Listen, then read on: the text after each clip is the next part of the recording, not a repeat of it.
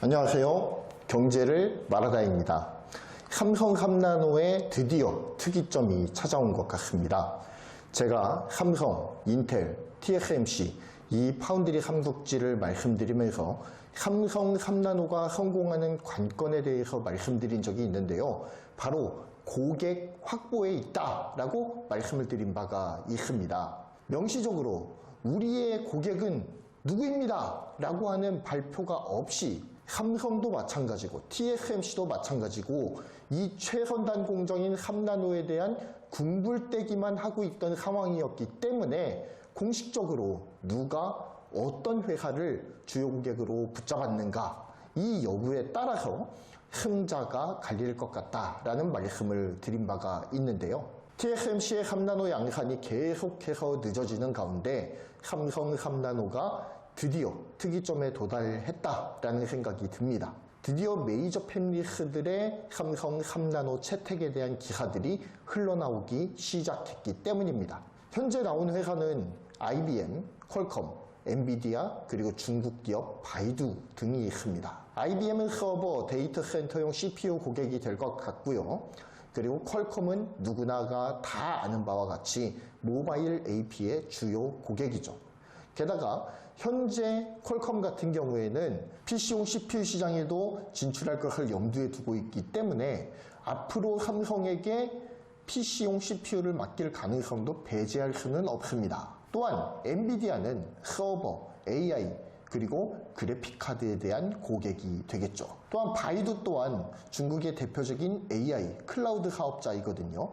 그런 만큼 인공지능과 서버 반도체의 고객으로 낙점됐다라고 볼 수가 있겠습니다. 이 외에도 삼성은 메이저급 팹리스들과 함께 3나노 공정 도입을 위한 연구개발을 진행 중이다라고 밝혔습니다. 삼성 파운드리는 IBM, 퀄컴, 바이두, 그리고 엔비디아 등과 3나노 공정 개발과 시험 생산 과정을 약 1년 남짓 거친 뒤에 2024년도부터 본격적으로 양산에 돌입할 것으로 보입니다. 삼성 파운드리가 이들과 어떤 부분을 어떻게 협력을 하는지에 대해서 자세하게 밝혀진 바는 없습니다.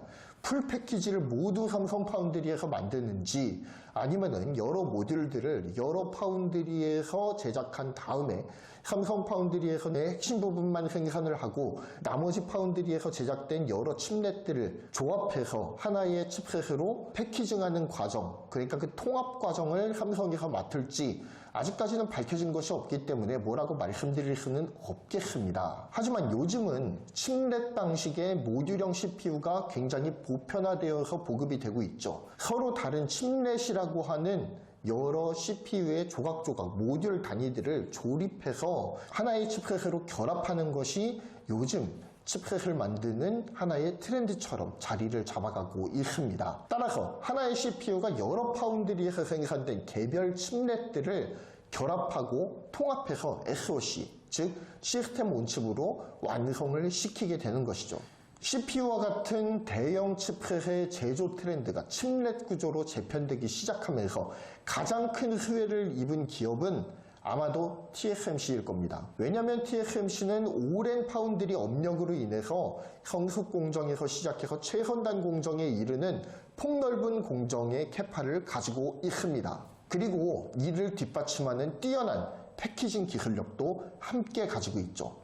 따라서 대형 칩셋의 여러 칩렛 단위들을 다양한 공정에서 생산한 다음에 이를 뛰어난 패키징 역량으로 통합해서 양질의 칩을 생산할 수 있는 인프라가 완벽하게 갖추어져 있는 기업이 바로 TSMC예요. 그렇기 때문에 이런 칩렛 구조의 가장 큰 수혜자는 TSMC라고 말해도 과언은 아닐 겁니다. 역시 업력이 깡패죠. 하지만 삼성전자는 TSMC에 비해서 굉장히 늦게 파운드리에 뛰어들었죠. 2017년도에 본격적으로 뛰어든 거나 마찬가지니 말입니다. 삼성은 TSMC와 경쟁하기 위해서 최선단 공정에 집중하는 전략을 택했습니다. 모든 부분에서 TSMC와 경쟁을 할 수는 없겠지만 큰 수익을 담보할 수 있는 최선단 공정 분야에서 대등한 실력을 확보함을 통해 경쟁 우위를 달성하겠다라고 하는 전형적인 2등 전략을 택해서 집요하게 물고 늘어집니다.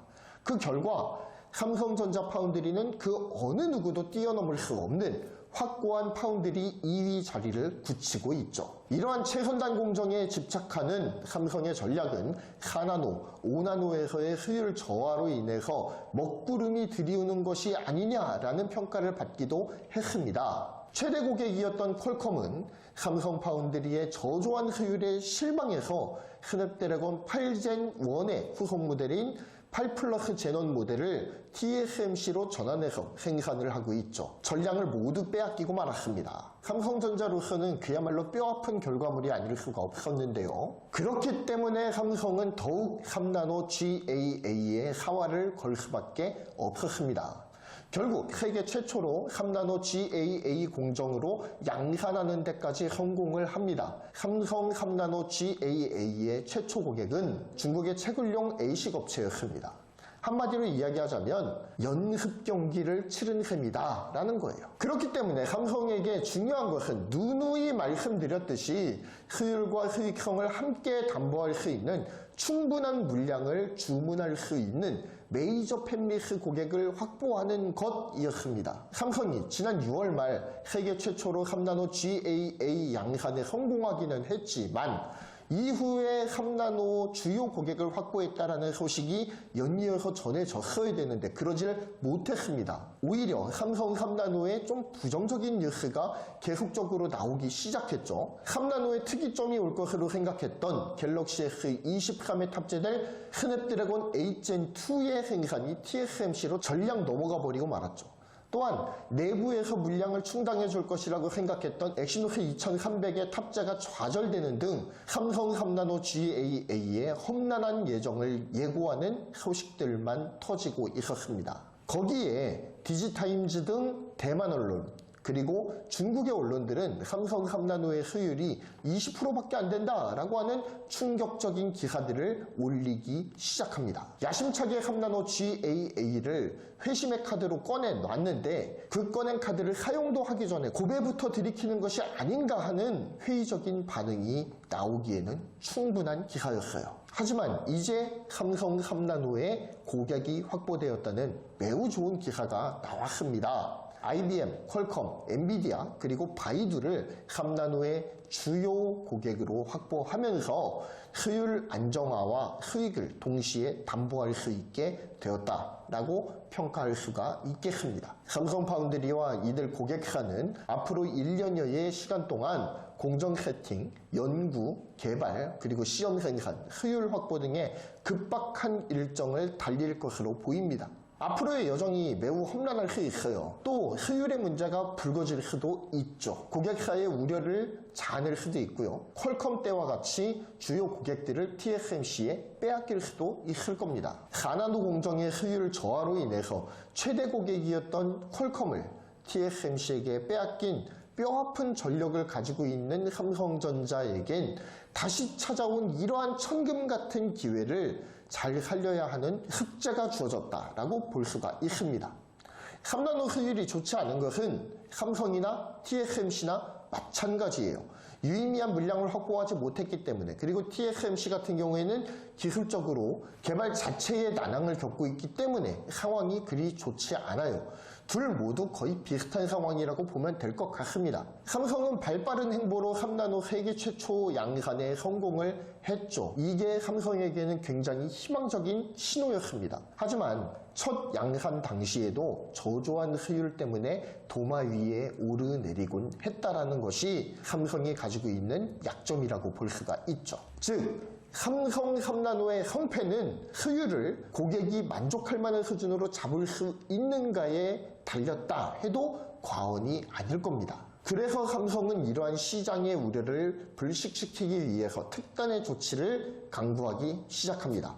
바로 미국의 솔루션 적정성 평가 및 정전기 방지 기술을 제공하는 기업인 실리콘 프론트라인과의 협력을 발표하기에 이른 것인데요. 실리콘 프론트라인은 반도체 생산 공정 전반에 대한 오류를 분석해서 이에 적합한 솔루션을 제공하는 데에 특화가 되어 있는 기업이에요. 5나노와 4나노의 효율 안정화에 애를 크게 먹었던 삼성전자 파운드리가 임자를 제대로 만났다라는 생각이 듭니다. 특히 이 실리콘 프론트라인이 가지고 있는 ESD, 즉 정전기를 방지하는 기술은 굉장히 수준이 많이 올라와 있다고 평가를 하는데요. 이 정전기는 반도체 제품 불량의 주요 원인 중 하나로 지목되는 굉장히 고질적인 오류입니다.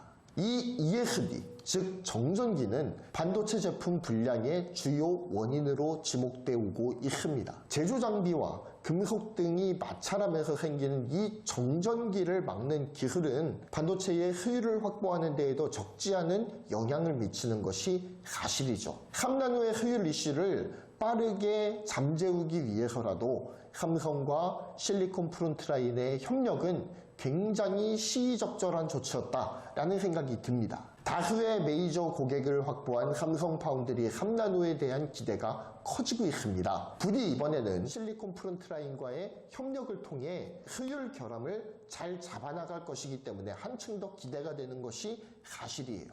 이번에는 효율을 잘 잡아서 다수의 고객들로부터 인정을 받는 삼성 파운드리가 되었으면 좋겠습니다. 그래서 TSMC와의 파운드리 경쟁에서 우위를 달성하는 초석으로 삼아지기를 기대해 마지 않습니다. 경제를 말하다였고요. 구독, 좋아요, 알림 설정 부탁드리겠습니다. 감사합니다.